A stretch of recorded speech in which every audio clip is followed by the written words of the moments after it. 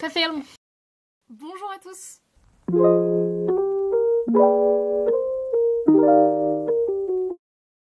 Aujourd'hui on se retrouve dans une vidéo dans laquelle je vais réagir aux avis positifs sur les livres que je n'ai pas aimés et aux avis négatifs sur les livres que j'ai aimés. Voilà, voir un petit peu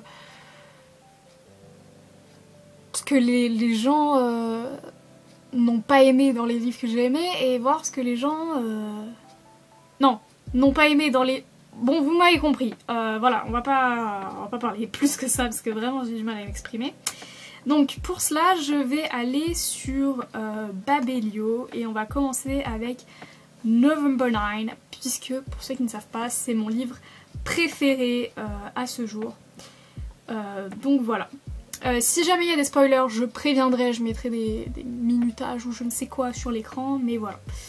Donc le premier avis, les gens ils écrivent des romans par contre, c'est pas la peine de dire autant de choses. Alors, j'ai adoré le fait de se donner rendez-vous uniquement les 9 novembre de chaque année sans se donner de nouvelles le restant des jours. J'ai adoré Ben et la façon dont il redonnait confiance à Fallon. Je ne suis pas très fan de l'insta-love en général. J'aime quand une relation est développée quelque peu avant que les protagonistes se lancent dans une histoire, mais soit, j'ai apprécié ici. Et ben alors, qu'est-ce qui ne va pas? Cependant, à partir du cliffhanger, alors je ne sais absolument pas ce que c'est. Désolée, je suis peut-être pas une bonne lectrice. Je n'avais pas vu venir. Ma vision de ce livre a totalement changé. Je n'ai aucun remords pour ma note, mais je suis un peu déçue de la tournure qu'a pris ce livre. Ok. De savoir que c'est Ben qui a provoqué les brûlures de Fallon sur la moitié de son corps et qu'elle le pardonne en moins d'une journée en plus de ça, c'est trop pour moi. Après, on n'allait pas passer 10 ans sur un pardon. Franchement, de toute façon, c'est pas bien d'avoir de la haine envers les gens. C'est trop pour moi. Certes, ils ont passé 1 an sans se parler avant qu'elle décide de le pardonner, mais quand même. Et ben, elle l'a pas pardonné en moins d'une journée, du coup. Puisque juste après, tu dis qu'elle décide de le pardonner 1 an après. Bon, voilà. J'ai redécouvert Ben après cette révélation et je le trouve depuis extrêmement manipulateur.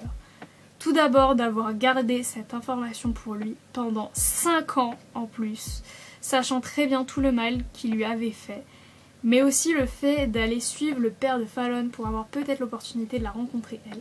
Mais justement, c'est mignon le fait qu'il suive son père pour pouvoir la rencontrer en fait, tout simplement. Et puis je pense que le fait de lui apporter du bonheur, c'était sa façon à lui de... On dirait qu'on parle d'une vraie personne, c'est incroyable. Sa façon à lui de se faire pardonner. Alors oui, je sais que c'est pas très bien de commencer une relation par du mensonge, mais c'est un peu le but du livre en fait. C'est ça qui a fait qu'on s'est senti trahi et tout ça, et qu'on a adoré le livre pour ceux qui ont adoré. Franchement, vous comprenez pas. Bref, je vais passer à un autre avis. Alors... Premièrement, pourquoi le choix de mettre Ben avec sa demi-sœur? What? Il y a quand même 1 milliard d'autres filles sur la planète. Je peux comprendre les raisons qui les ont mises ensemble, mais on aurait pu respecter un peu mieux son frère, le pauvre de là-haut. Moi, si mon frère et mon ex-copine me faisaient un coup pareil, pas sûr qu'ils aient un jour mon pardon. Ah oui, ok. Je croyais que la demi-sœur en question, c'était Fallon. Je ne comprenais pas. Mais du coup, c'est pas sa demi-sœur. Alors, dans le livre, en gros, il y a... Alors, que je me rappelle... Il y a la copine de son frère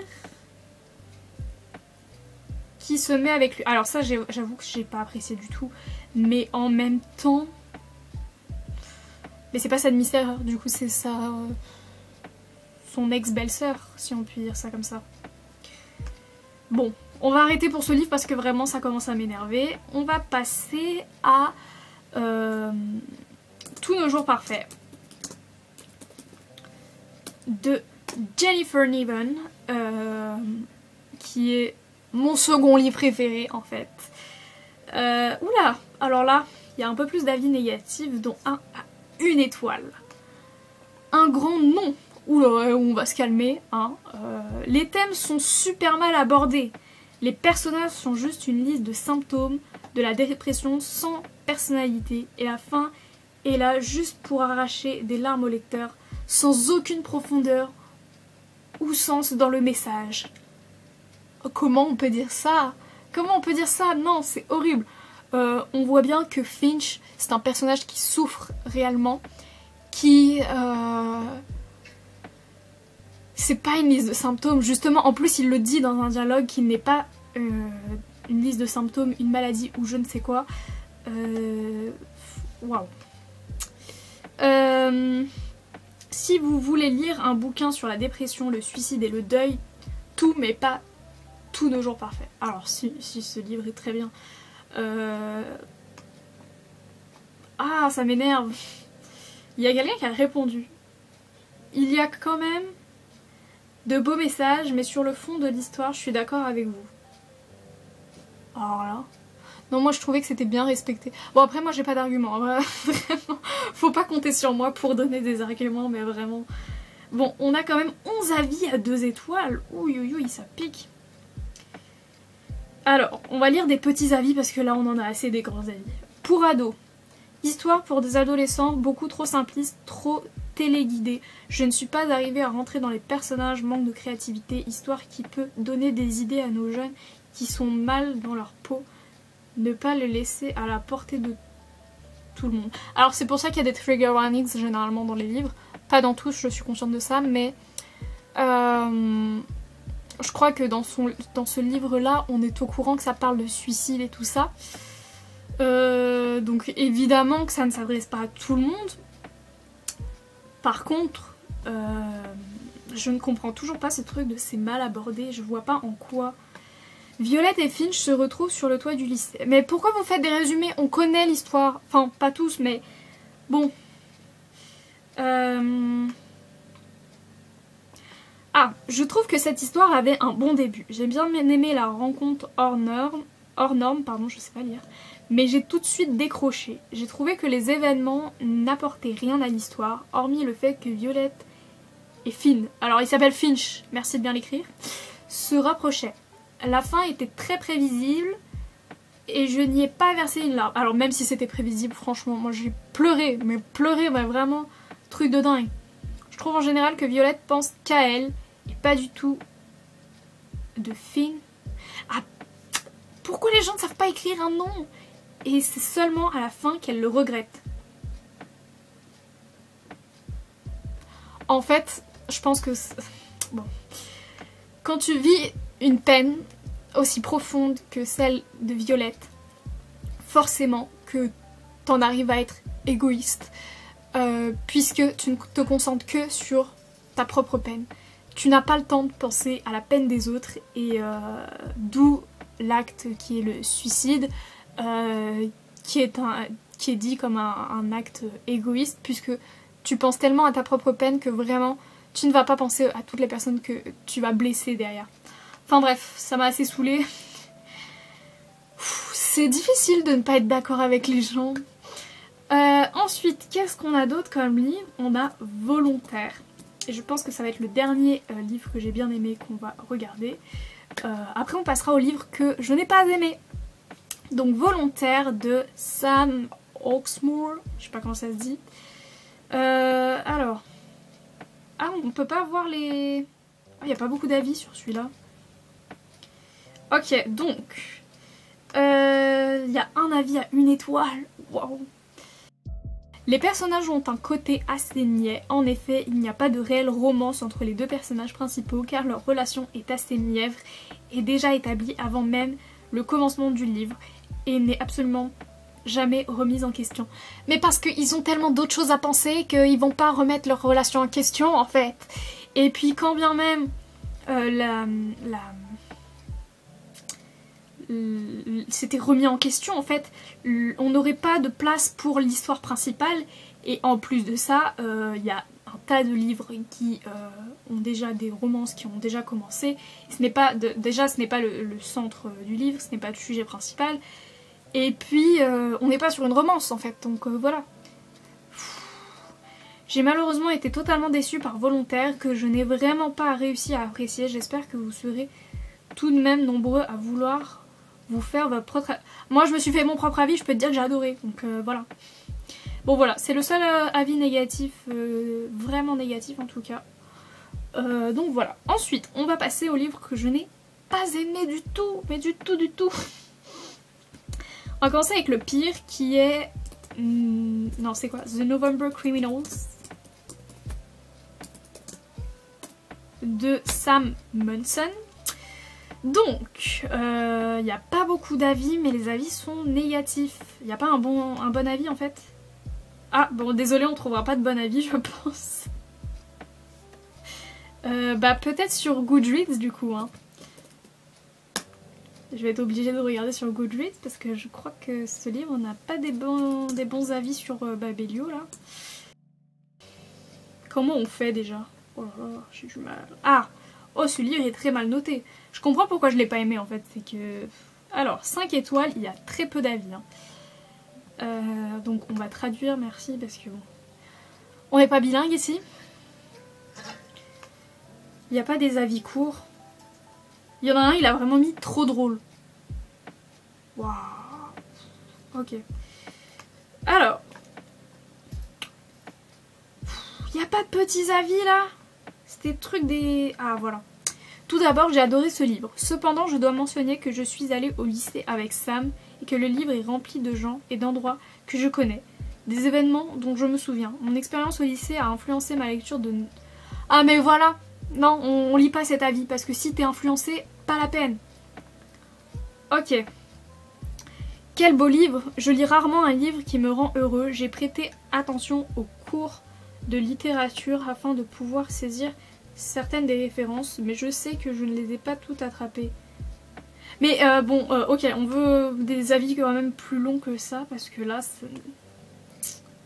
Ok.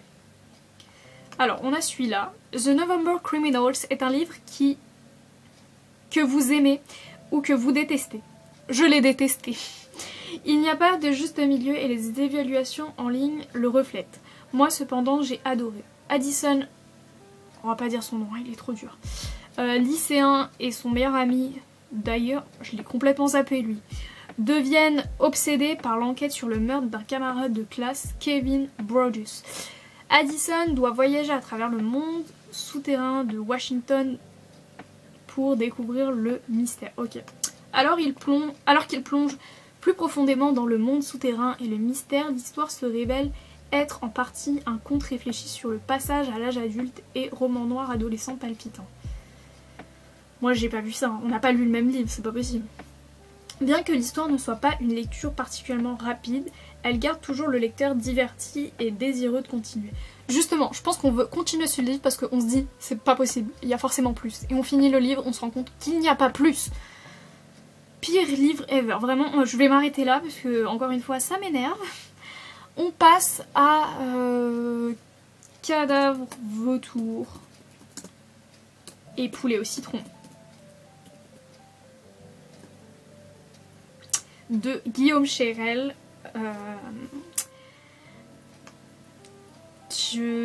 Ah si, j'ai eu peur, j'ai cru qu'il n'était pas bien noté. Alors, on a un avis 5 étoiles. Waouh, ce livre est brillant, hilarant, donc difficile à lire sans s'étouffer. Mais les gens ne voient que le côté drôle en fait, sauf que je sais pas, moi je ne lis pas des livres pour m'amuser, enfin pour m'amuser, pour rigoler. Bon d'accord. Mais pour toute personne qui connaît un peu la Mongolie, c'est encore plus fort, très bien documenté, c'est vrai, c'est comme cela que ça se passe là-bas. Oui mais moi je lis pas un livre pour la Mongolie, encore une fois. C'est un roman, paraît-il. Ah bon, bon ok, je vais faire semblant de croire ça.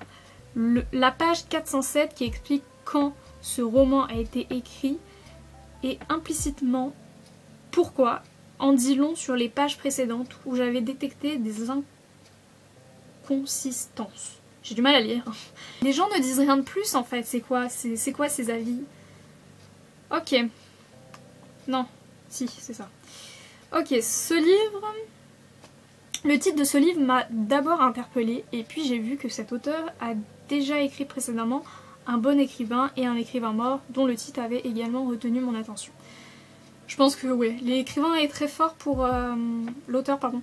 L'auteur est très fort pour attirer l'attention avec ses titres. Il ne m'en fallait pas plus pour me lancer dans la lecture. J'aime beaucoup lire de temps à autre ce genre de polar où se mêlent enquête et côté déjanté. Mais il y a trop de côté déjanté, il n'y a pas d'enquête derrière, enfin je sais pas, je comprends pas. Ici le personnage de Jérôme, détective, décide de rejoindre son ami, nanana, ok, oh c'est tout. Les gens ne disent rien de plus. C'est le côté thriller qui m'a attirée dans ce livre, et aussi un peu le titre, je dois dire. C'est le titre, hein, encore une fois. Il ne se passe pas grand chose dans la première partie, on fait surtout connaissance avec les personnages et on visite la Mongolie et on découvre la situation politique et la vie des expatriés. En fait c'est pour les gens, oui bon, c'est peut-être pour les gens qui aiment la Mongolie, j'en sais rien, mais moi ça ne m'a pas convaincue, voilà, Bon, on passe au dernier qui a certainement de meilleurs avis. Là, je sais qu'il a beaucoup plu et c'est pour ça que j'ai voulu le lire. Malheureusement, il ne m'a absolument pas convaincue. Donc, on va lire les meilleurs avis. Pourquoi je m'inflige ça? Oh merde, j'ai oublié voilà. Le matin de sa mort, sa sœur n'a rien trouvé de mieux pour l'embêter que de la réveiller. Pourquoi vous faites des résumés, en fait? Dites-moi pourquoi vous faites des résumés. À quoi sert le résumé du livre à ce moment-là? Ah, cela peut paraître excessif, mais ce livre m'a transportée. J'aimerais le garder en moi, et je crois que je garderai ce personnage de Lenny quelque part dans mon cœur. Carrément.